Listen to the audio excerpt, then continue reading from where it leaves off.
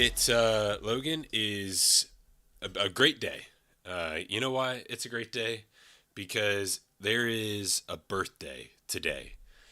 I don't know if you saw it. If you haven't seen it yet, I'm going to tell you now. But happy birthday to Rose Rucker. Man, sorry, Wes.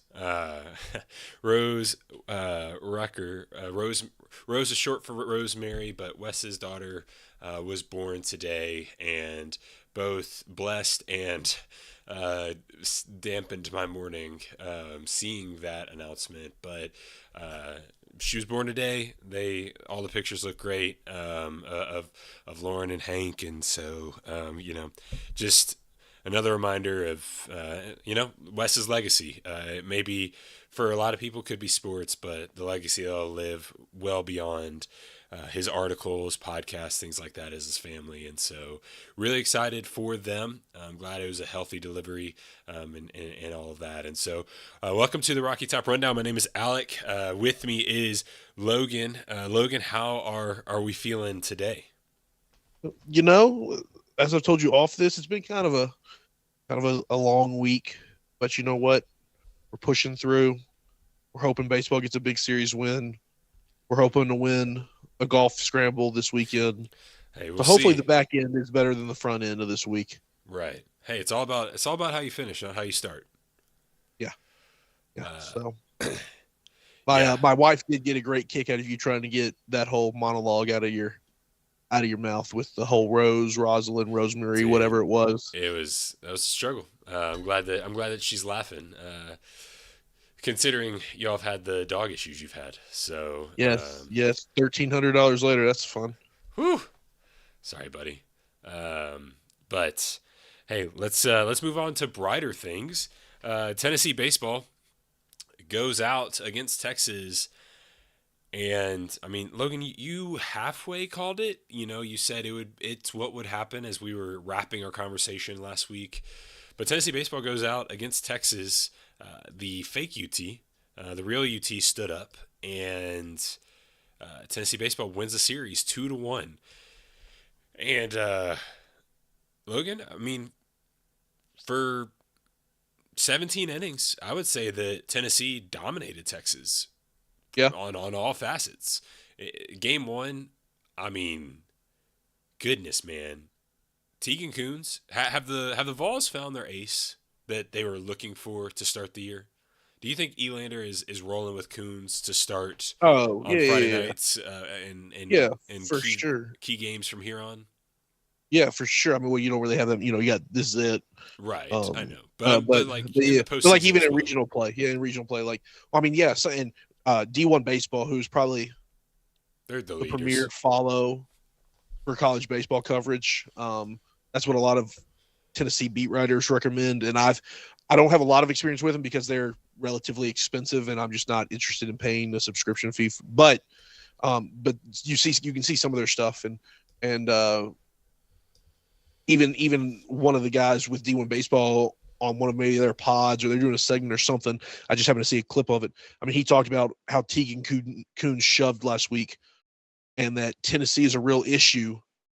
He said if Coons pitches anywhere like that, Tennessee won't get beat, at least on days he pitches. So that could be a real issue in the postseason if he's going to, shove like he did.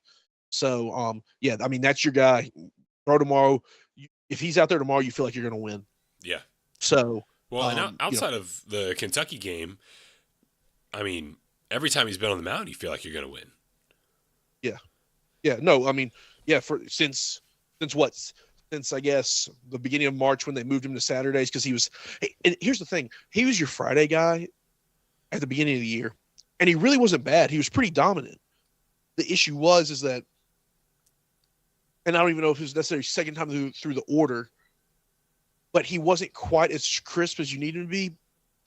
Even though he would be elite in so many stretches, Right. he also gave up the most extra base hits, the most home runs. Like when he was getting hit, it was getting hit hard, and that was causing issues. And that's why they moved him off Saturdays, anyways. So like he's really been strong most of the year, but since Yeah. March and they moved him to Saturdays, I mean he's been elite. I mean Yeah. people can't hardly touch him. So except for that Kentucky game, which was just an anomaly, is what it looks like.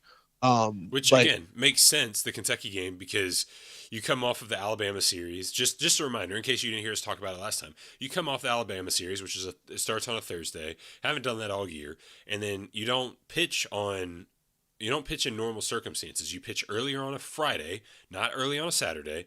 You're pitching at like 1 o'clock on a Friday to get a doubleheader in to beat the rain, and then you turn around and you're pitching for on Friday for the first time in months at Kentucky, where it's cold, it's been warm, it's been all these weird things. So it's just a weird week, and so yeah, I mean, I told you heading into the Texas game, or maybe after the second inning, that I should have been more confident in him realizing how weird of a week it was going from the Alabama series to the Kentucky series. Like rhythms were thrown off, all the things. And so, it proved to be a great night for him. I mean, he went what was that? 7 innings, 7 days, 15 Ks. 15 Ks. He had 21 outs to get, and 15 of those 21 outs were strikeouts. He had only 4 hits. He walked one, and that was the second batter. First batter. Uh-uh. Yeah, first. That's right. Yeah, it's Uh, first batter of the game. but then after that, settled in, and his hits, like, I mean, 2 of his hits came in the 7th inning. So it's like through 6 and 2/3 innings, because the 2 hits came with 2 outs. Through 6 and 2/3 innings, he had 1 walk, 2 hits. That's incredible. Yeah, dude, I told you it was crazy. I've never seen a game like that. Friday night, Texas didn't record a ground out. No. It was 15. It was I think 18 strikeouts or maybe 17 strikeouts, and then some fly balls, Yeah. and that was it. Yeah. So it was like I've never seen a game where there's not a ground out at all. I mean, that's how dominant he was, right? And was that not the coolest thing? And maybe getting ahead of myself here, but I loved Elander coming out there telling him he Oh, was going to let's finish talk the about it. job. Let's talk And about it. the fact, like, I had never would have seen that coming in a million years. But when he walked off, I mean, we got to be there, so that was awesome. Yeah. But I mean, it was nuts. But I mean, you can see us in the clip they show of him that the media team put out, I guess yesterday. You can see us in the background cheering, which Oh, was pretty sick. cool. I'll have to go look. But that was the most life I say I can't really say that's the most life I felt in that stadium because I've been to that stadium I think three times. Right. So and it's all this year since moving here, Right. the last couple of years. So I can't really speak to that so much, but I mean it was still a cool moment. Like the crowd was in it, and the crowd was almost very much not in it because the first pitch after that dude hit out of the stadium. It just Man. went foul. That came off the bat. We were all like, oh no. Oh Yeah. no. But it went foul. It's just a strike. It's a long strike. Yeah. So yeah, no, that was a cool moment, and the fact that because we definitely have talked about this. I think on Thursday we talked about it. He's had a rough year from the standpoint of it just seems like whichever decision he makes just doesn't work out, like in an unlucky way. Yeah. Not in a not him kind of making terrible bad decision way. decisions. Yeah. Even so, the change of the pitching rotation, on paper it made sense. It just didn't work at all. But then he stuck with it, and you turn around and you beat number 4 ranked team at home. Yeah. So it was good to see that one of those something like that like went that way. Yeah. That was good. Yeah. No, but yeah, no. I mean, and you can share what your thoughts were on it, but that was a cool moment in the stadium when everybody saw E walk off and Spoons is in, and it's like, oh yeah, let's go. Well, and at that point too, Coons was at maybe just over 100 pitches. Yeah, he was hovering around 100. He was hovering around 100, and so you were hoping, we were talking. Hopefully, he gets through this inning quickly, and maybe he comes back out for the 8th, and you're going batter by batter from that point.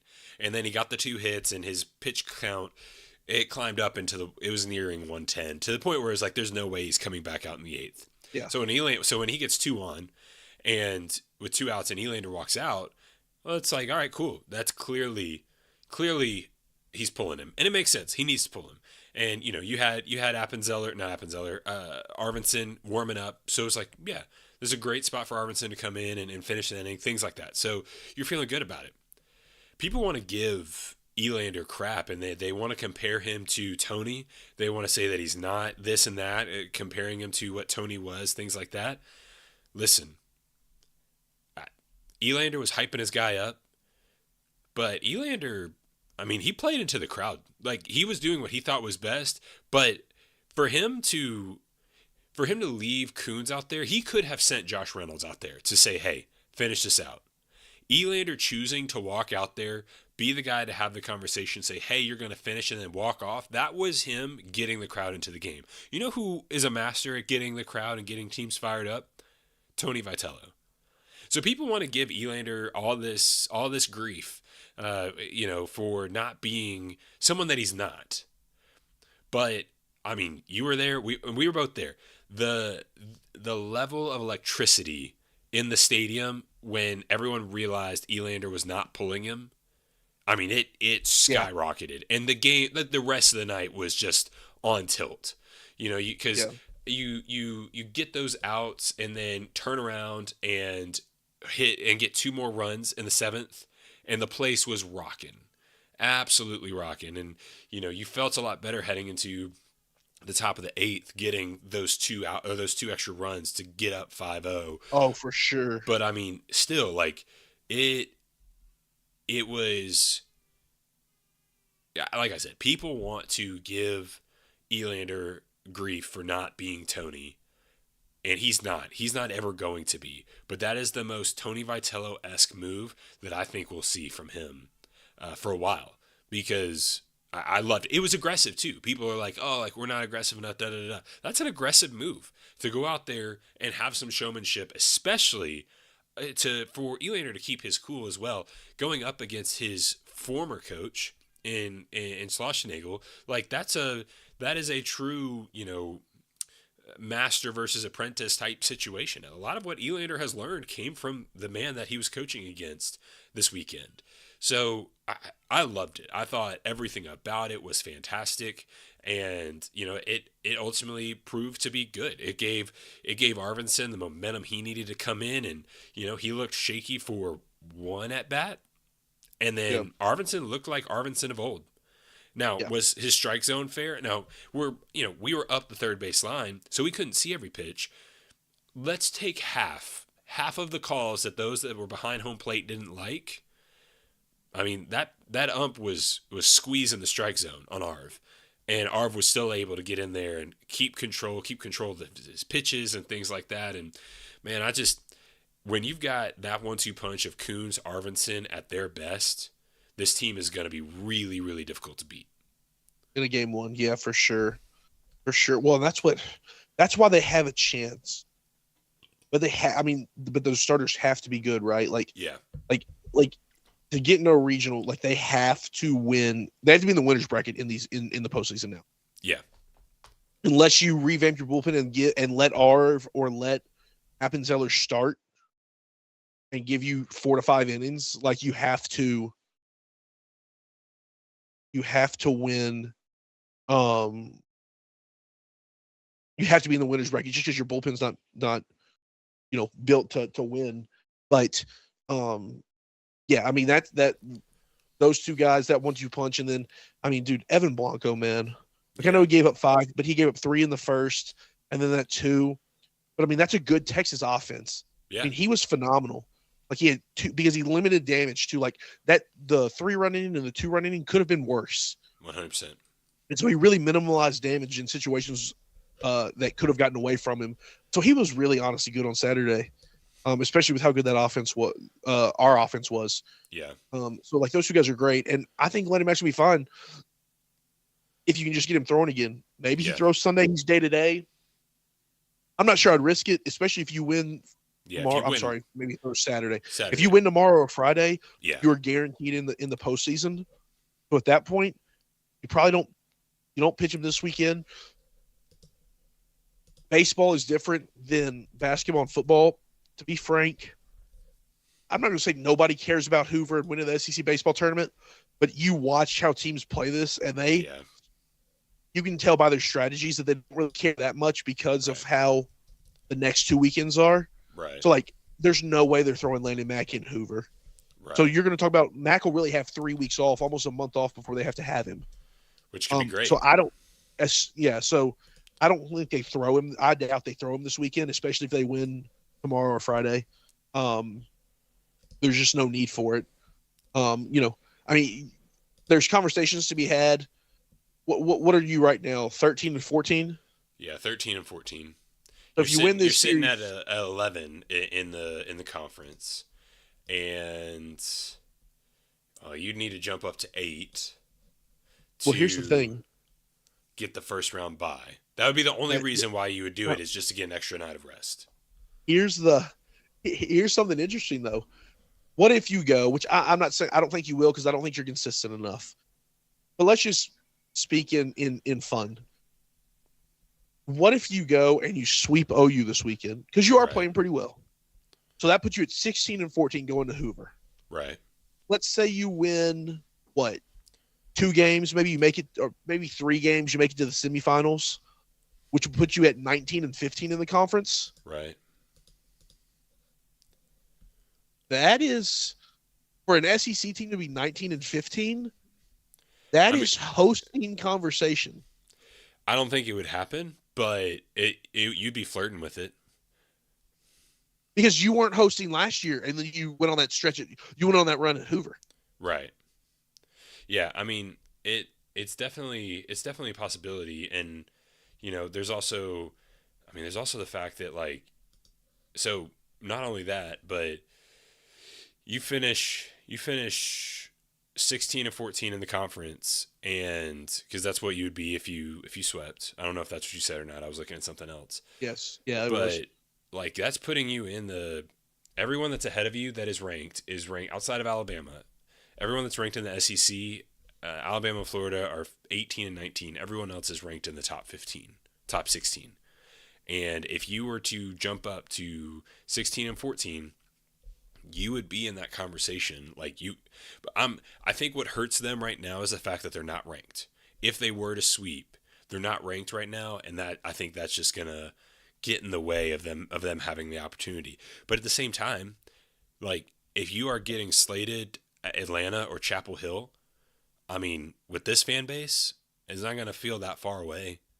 They're gonna travel, and I mean, this team, when their backs are against the wall and they're playing high level competition, they don't crumble.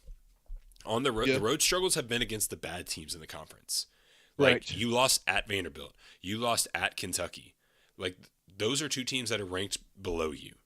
Like, when they have to play well, they do. I mean, even the Ole Miss series, they didn't play bad. They just didn't bat well enough, and the bats have come on. So I mean, it's not out of the equation. Sure. No, I mean, I But definitely don't think it's out of the equation. I think, uh, I mean, I don't think it's going to happen.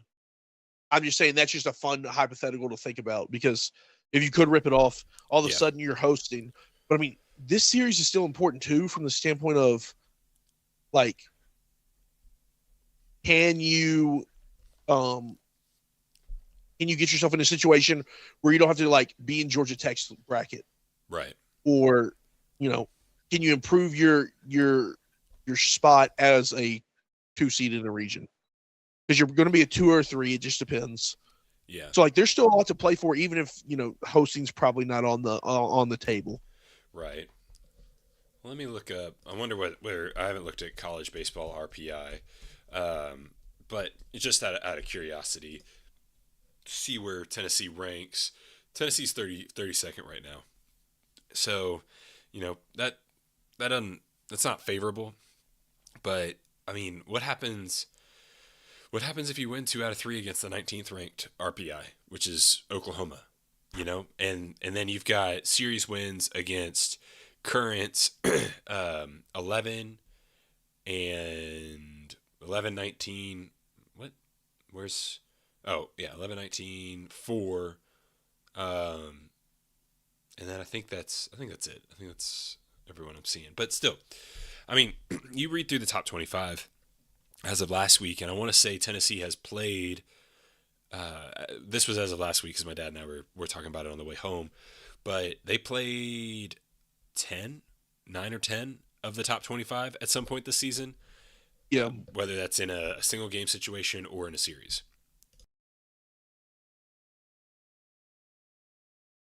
So, Yeah. but let's talk about the offense. Let's. There's one name.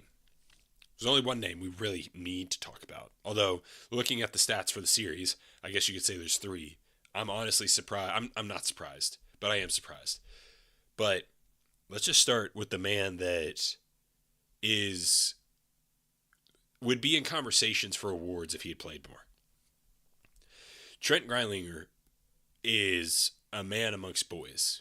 With how I mean, you when he walks up to the plate, like you've got the confidence in him right now that you did with the Blake Burks, the Semos, those types of guys, where it's like, man, it's gonna be a hit. Like he just gets hits, he gets on base. He and Garrett Wright, they just get on base. Now Garrett Wright didn't have a great weekend, but Garrett Wright Yeah. also got walked. But Trent Greilinger is on a tear, and I just want to just overall he's on a tear. I just want to give him a moment by himself. And, obviously, I'm sure you're going to say something about my wife's family not liking his batting stance, but that batting stance is effective. And it, Amen, brother. it Amen. does work. So, Logan, Trent Greinlinger, before we move on to everyone else, because there are other guys that had good weekends, but I mean, he's had multiple good weekends in SEC play. Sorry, I was looking something up. I do want you to know, backtracking real quick, Tennessee is ranked by one poll. So Baseball America has them 24th. So that's something. But dude, Trent Reiniger, like there's not really many like just such a professional at bat, dude. He's a pro hitter and he's 18. Like he doesn't expand his I can't remember the stat you sent me exactly. I'd seen it when you'd sent it to me. Like his whiff rate is super low and his hard hit rate, ball rate is like super high. His whiff rate is Here we go. he is the Under there's 15%. yeah His under hard hit, fifteen yeah, percent. north of 60. You reread it because I was cutting you off. I'm sorry. He is the only hitter in college baseball. Now, I don't know if this is skewed, and this is from Joe Doyle, who is legit. So, like, this means something if he's talking about it. He's the only hitter in college baseball with a whiff rate under 15% and a hard hit rate above 60%. And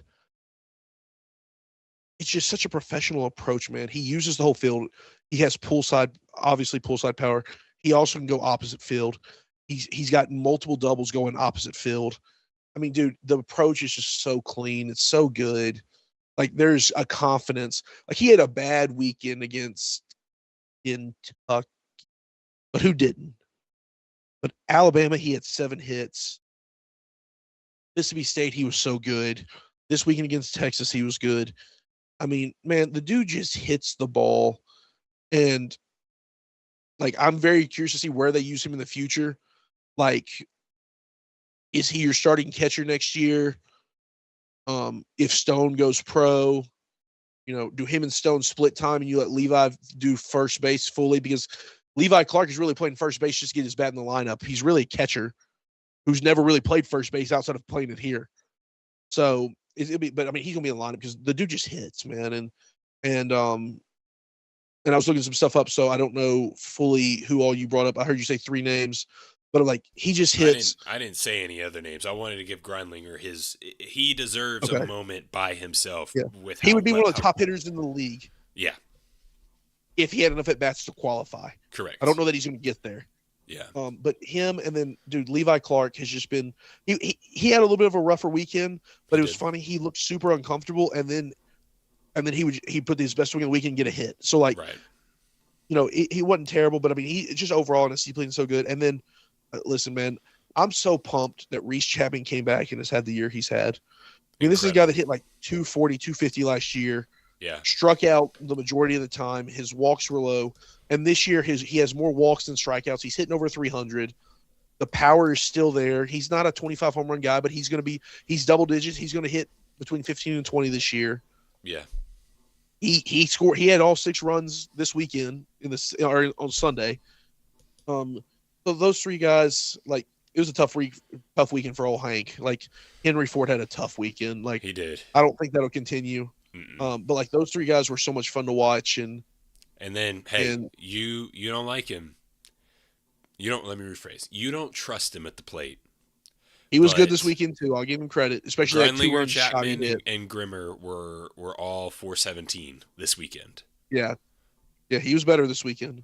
He and was. He was better. that's gonna play. I mean, it's wild how good. Which this is dumb, almost elementary, stupid to say. It's wild how good your offense is when you take Henry Ford out of it. Your lowest batting average was 250. Yeah, Like that's it. Yeah, every you as a team you batted 298, and yep, I mean that's that's pretty good. You're gonna be in pretty successful territory there. So it was a fun weekend to watch. This is they're starting to piece it together. Kentucky ran into a buzzsaw of sorts, but you got the offense going not on a Sunday. So if you can keep that going yep, this weekend, then I mean chances are good. And sure, so it all comes down to patient at bats. In game one, they got a little aggressive, got a little impatient, and things change. Game two, I would say a majority of the at bats were patient. And this team, when they are patient at the plate, good things will happen. I mean, how long have I been on Manny Marin and how his at bats were getting better and the results were going to follow. And he was great this weekend. I mean, he had a bomb. He had a 2-run bomb in game two, I think. And I mean, it was easy. It, he it hit looked, three others that got hit to the track. yeah. Like, yeah, So it's. I think this team's going to continue to grow, continue to succeed offensively. Flipping to the other part of it, Logan, with the offense has shown to be good, but I mean, this bullpen, this bullpen bad. is a concern. That It, no, it it's a concern. a concern is like, am I going to be able to get dinner tonight? Like this bullpen is like, you know the end is near, and you just don't want to accept it. Yeah, Like this bullpen is about the scariest thing in Tennessee athletics this year, which is saying something. yeah, But because the defense is pretty bad in football this year. yeah, but like there's zero confidence. I mean, you don't even like. It's tough. Appenzeller's going to be so good. He's been so good. I mean, we're talking 4 straight outings. 3 were rough. This weekend was better, but you had a big lead. If you didn't have a big lead, it really would have been kind of rough too. Yeah, Like even him, like the confidence. Like there's not really any confidence in anybody coming in there. yeah.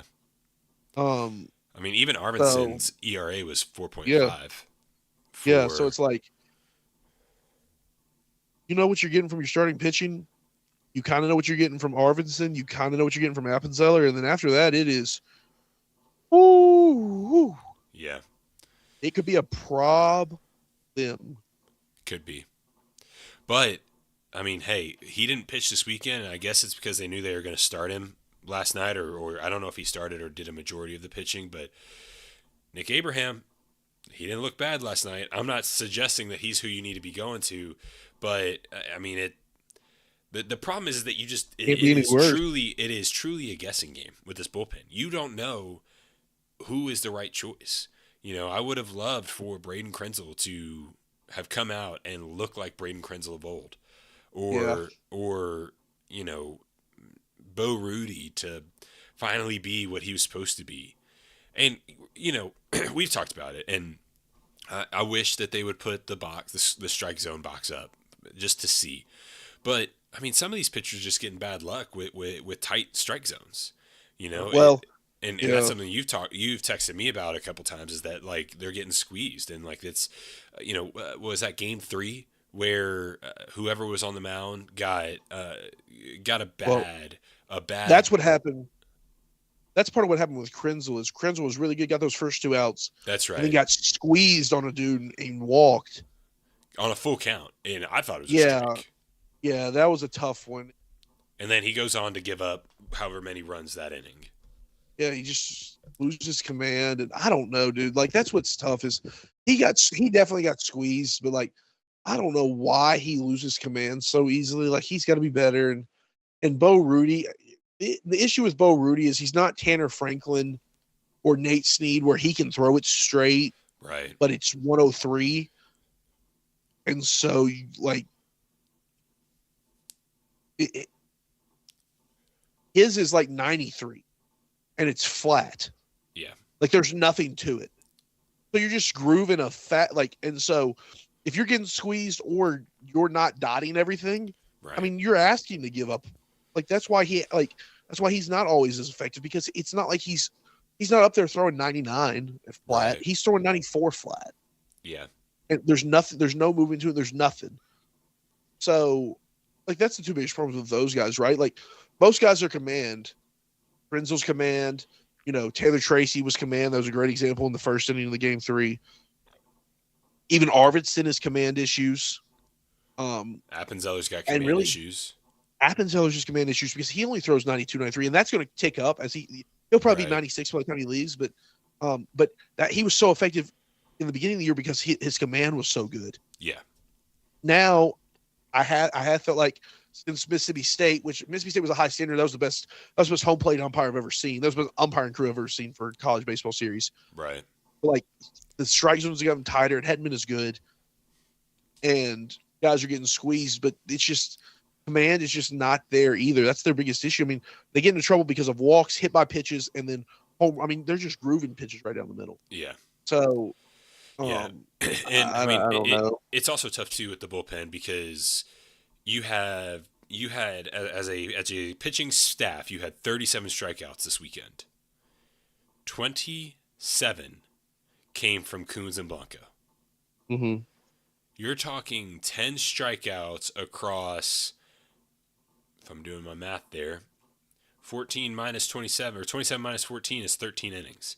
10 strikeouts across 13 innings by the rest of your pitching staff. And you threw, how many is that? 5, 6, 7, 8, 9? You threw 9 pitchers. You barely got one strikeout a pitcher.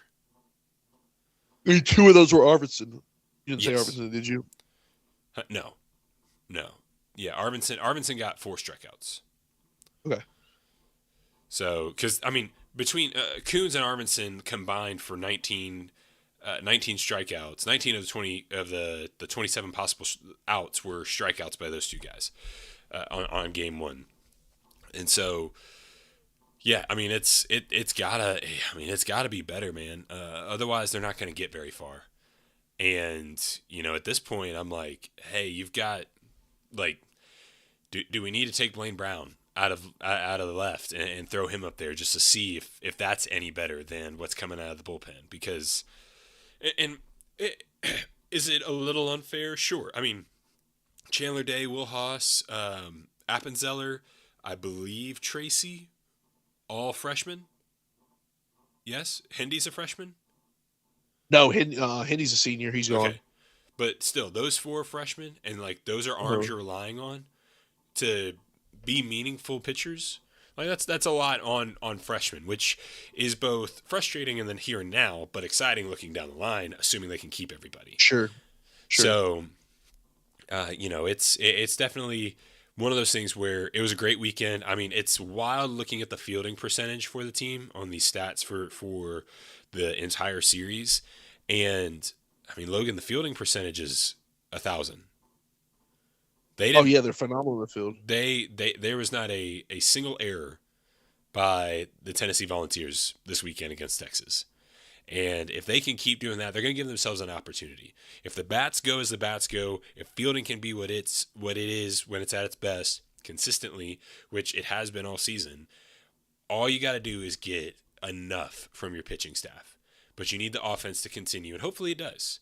I mean, you faced a good pitching staff. Was it the best in the conference? I don't think so. I think it's still a top 3 in the conference.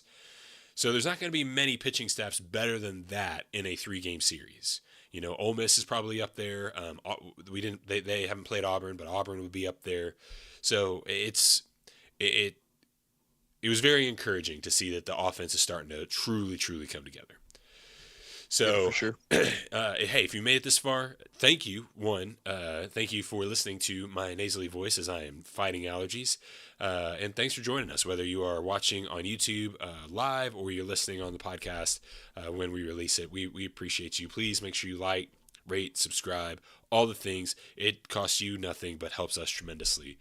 So, Logan, let's look ahead to Oklahoma. Tennessee is gonna go Thursday, Friday, Saturday for the series this weekend, and we know the starting pitchers are Coons and Blanco, with a bunch of question marks on the Sunday. I haven't looked at that in depth, Logan. I just realized that there was a ton of question marks, and I haven't counted it out to see if that adds up to a name on the roster. Because they're not the same amount of question marks. It's 5 and 6.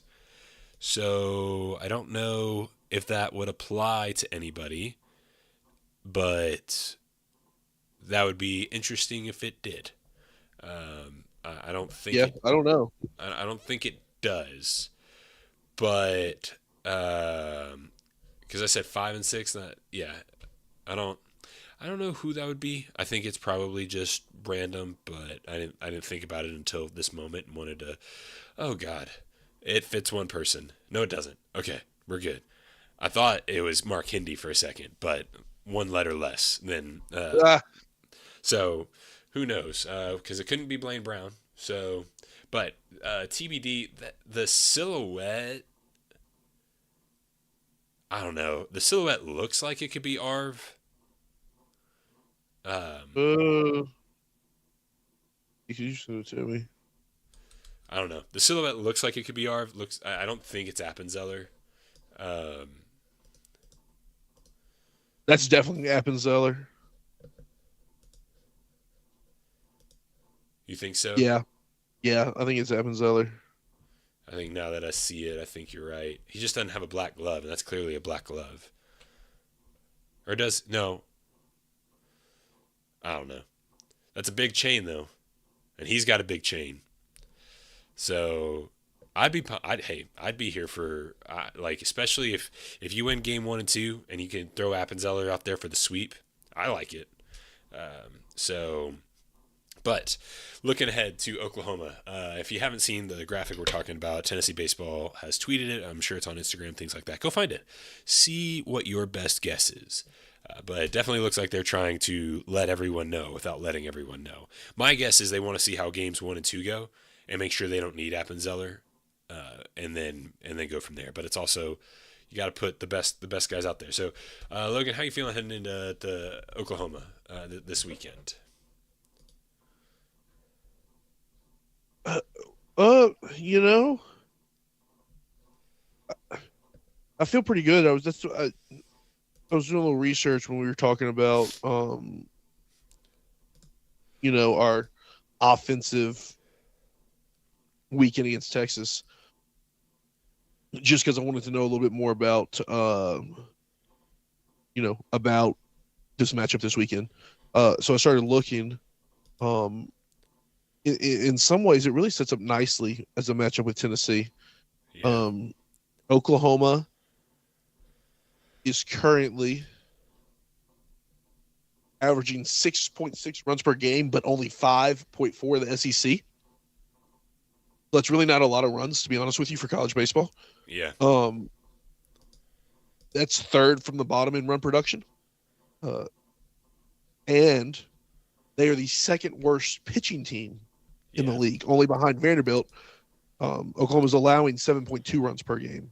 yeah. So, Their most thrown pitchers ERA goes 9.17, 4.55, 6.44.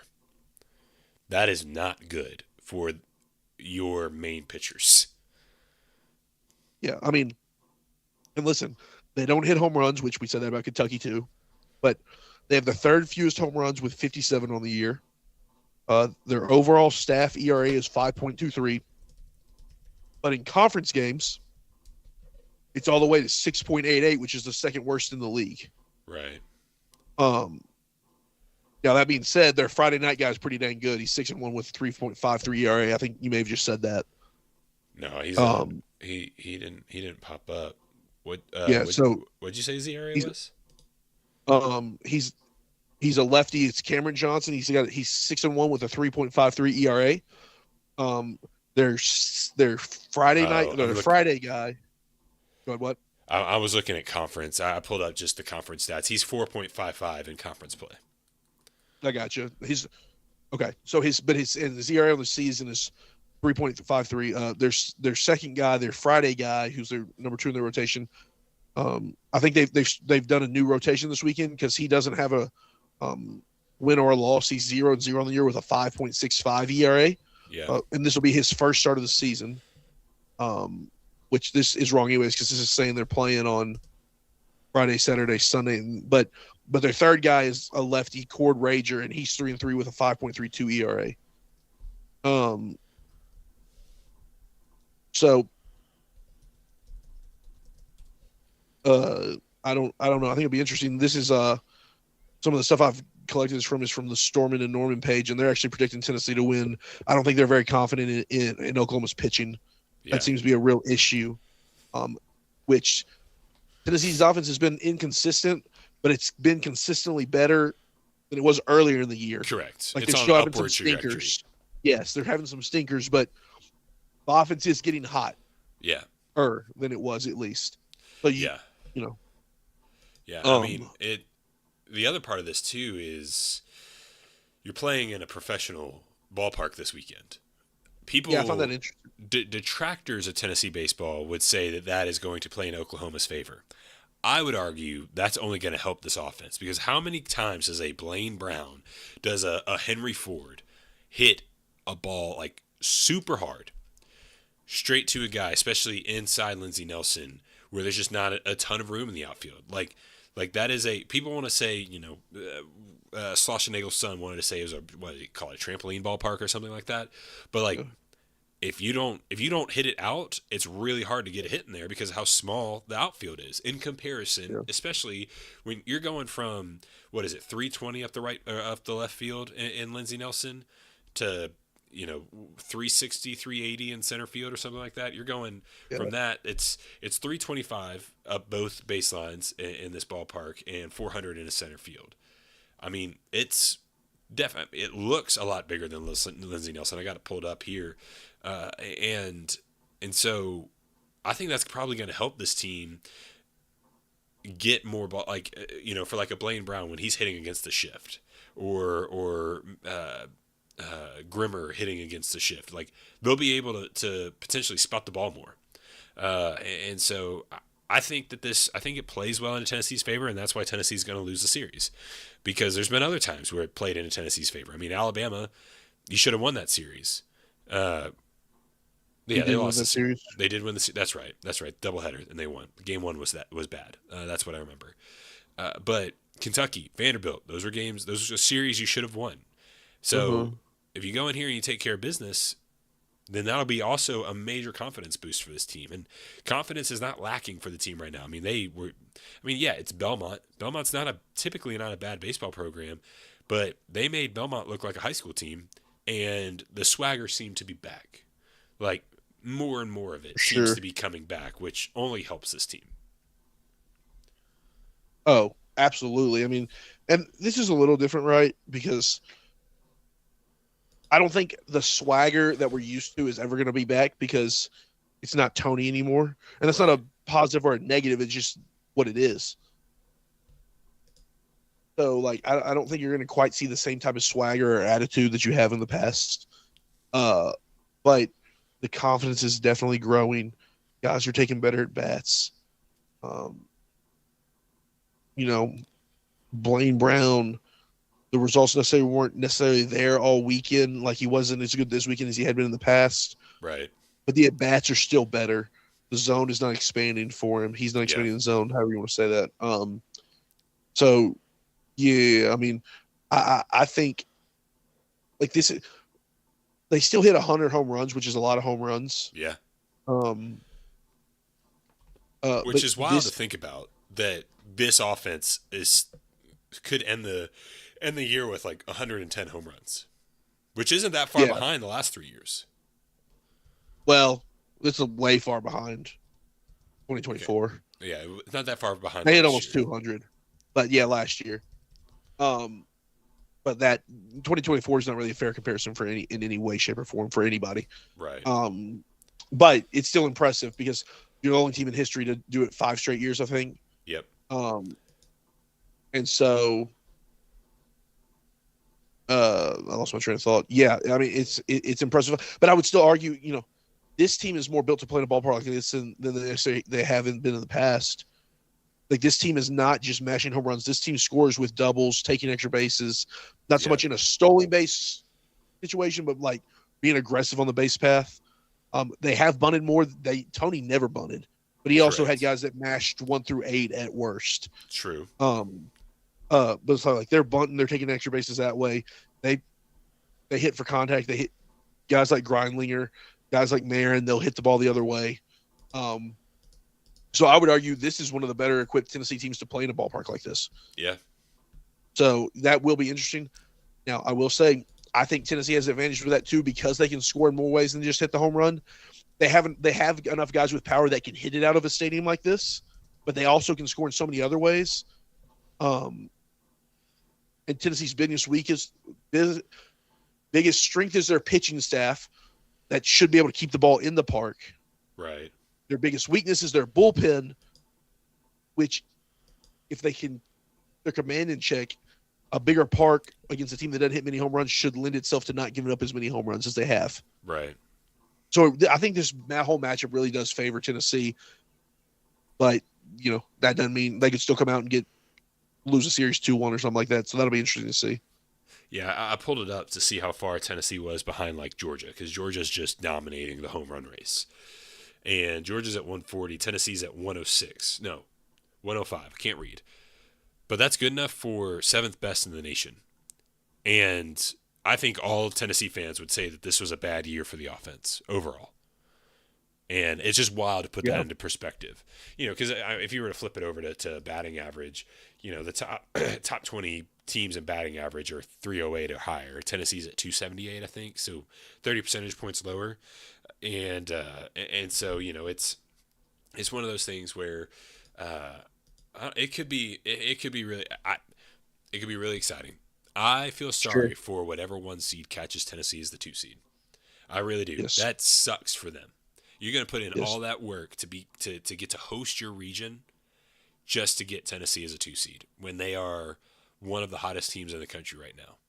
with Overall, pitching overall, you don't want to face from a starting standpoint. correct. And you've got pitchers that can carry you to the sixth inning, and then you just figure it out from there, sixth or seventh inning. And who knows? Maybe starting this weekend gets Appenzeller where he needs to be, and he's back. And if Appenzeller's back, the bullpen becomes a whole lot easier to manage when you're talking you've got your top five guys back. So because I'd like to think that Arv is mostly back. He's back enough to get you 2 or 3 innings a game. So Sure. what scares me, you kind of mentioned some of them, but they don't have that closer. They don't have that guy right now that can come in. We talked about it. That can just you got 3 outs you got to get. Who is your Mariano Rivera that you can put the ball in their hand and say go finish the game? Because you've had that in the past, and I'm blanking on all the names right now, but Nate Snead, Redmond Walsh, uh, Kirby Connell, Aaron Kirby was who I was Combs. thinking about his handlebar mustache, and so it's that part's a little concerning, but if your starting pitching can get you into the seventh inning, then you don't necessarily have to have it. So it's going to be exciting to see. Logan, we've gone a really long time tonight, and so appreciate everyone listening. We will be back this weekend to talk more. Honestly, we'll figure it out. Could be baseball, or it could be football, could be basketball. Could just go ahead and touch on baseball. But we'll be back on Sunday to talk more. Hopefully, Logan and I have won a golf scramble by then. If we haven't, Logan's going to be in a really bad mood. That is So, true, actually. anyways, appreciate you all, and we'll catch you next time. See ya.